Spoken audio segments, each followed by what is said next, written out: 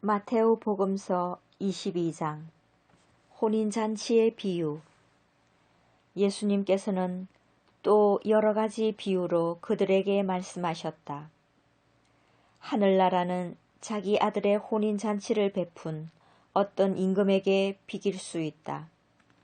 그는 종들을 보내어 혼인잔치에 초대받은 이들을 불러오게 하였다. 그러나 그들은 오려고 하지 않았다. 그래서 다시 다른 종들을 보내며 이렇게 일렀다. 초대받은 이들에게 내가 잔치상을 이미 차렸소. 황소와 살진 짐승을 잡고 모든 준비를 마쳤으니 어서 혼인잔치에 오시오 하고 말하여라. 그러나 그들은 아랑곳하지 않고 어떤 자는 밭으로 가고 어떤 자는 장사하러 갔다. 그리고 나머지 사람들은 종들을 붙잡아 때리고 죽였다. 임금은 진노하였다. 그래서 군대를 보내어 그 살인자들을 없애고 그들의 고을을 불살라 버렸다.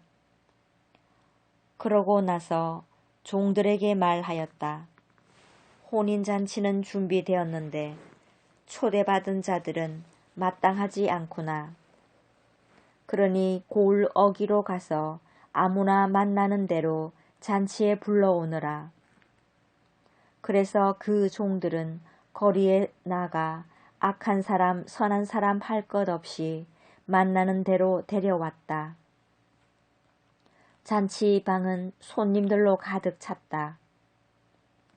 임금이 손님들을 둘러보려고 들어왔다가 혼인 예복을 입지 않은 사람 하나를 보고 친구여, 그대는 혼인 예복도 갖추지 않고 어떻게 여기 들어왔나 하고 물으니 그는 아무 말도 하지 못하였다.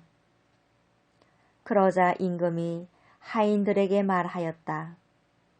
이자의 손과 발을 묶어서 바깥 어둠 속으로 내던져 버려라. 거기에서 울며 이를 갈 것이다. 사실 부르심을 받은 이들은 많지만 선택된 이들은 적다. 황제에게 세금을 내는 문제.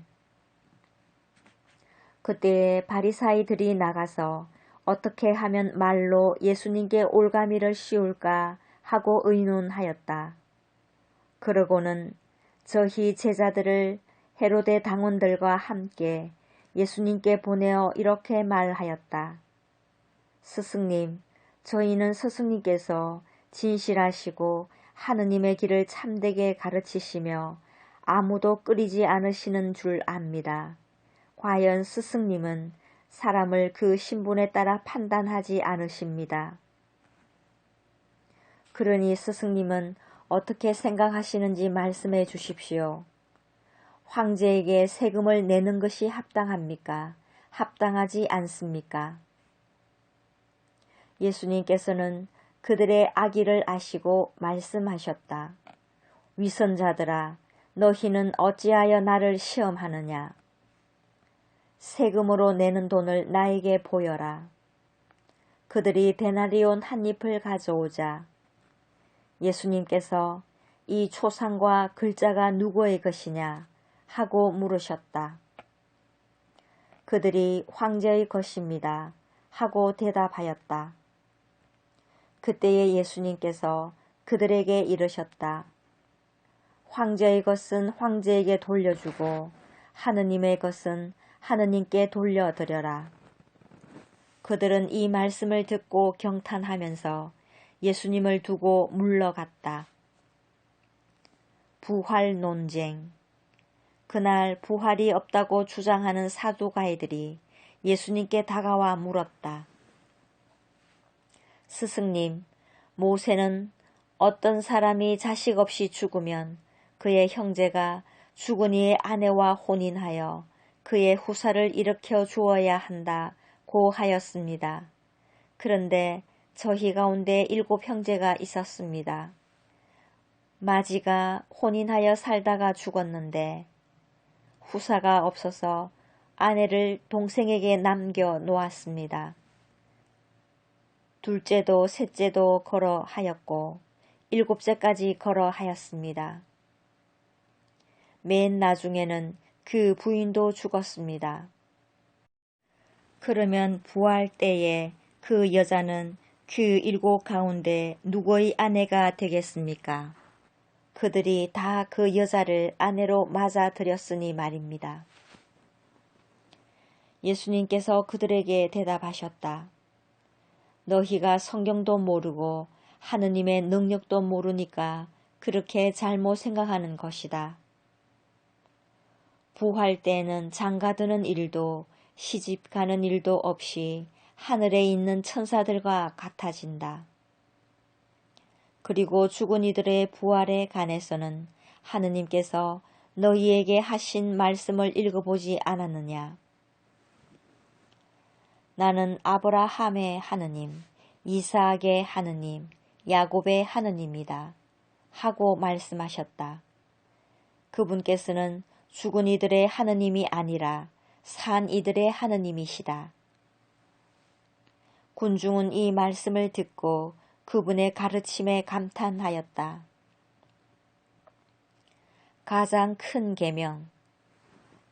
예수님께서 사두가이들의 말문을 막아버리셨다는 소식을 듣고 바리사이들이 한데 모였다. 그들 가운데 율법 교사 한 사람이 예수님을 시험하려고 물었다. 스승님, 율법에서 가장 큰 계명은 무엇입니까? 예수님께서 그에게 말씀하셨다. 내 마음을 다하고 내 목숨을 다하고 내 정신을 다하여 주 너의 하느님을 사랑해야 한다. 이것이 가장 크고 첫째가는 계명이다. 둘째도 이와 같다. 내 이웃을 너 자신처럼 사랑해야 한다는 것이다. 온 율법과 예언서의 정신이 이 두 계명에 달려 있다. 다윗의 자손이시며 주님이신 예수 그리스도. 바리사이들이 모여들자 예수님께서 그들에게 물으셨다. 너희는 메시아를 어떻게 생각하느냐? 그는 누구의 자손이냐? 그들이 다윗의 자손이입니다. 하고 대답하자 예수님께서 그들에게 말씀하셨다. 그러면 다윗이 성령의 도움으로 그를 주님이라고 부른 것은 어찌된 일이냐? 주님께서 내 주님께 말씀하셨다. 내 오른쪽에 앉아라. 내가 너의 원수들을 내 발 아래 잡아놓을 때까지. 이렇게 다윗이 메시아를 주님이라고 부르는데 메시아가 어떻게 다윗의 자손이 되느냐? 그들은 한마디도 대답하지 못하였다. 그리고 그날부터 예수님께 감히 묻는 사람도 더 이상 없었다.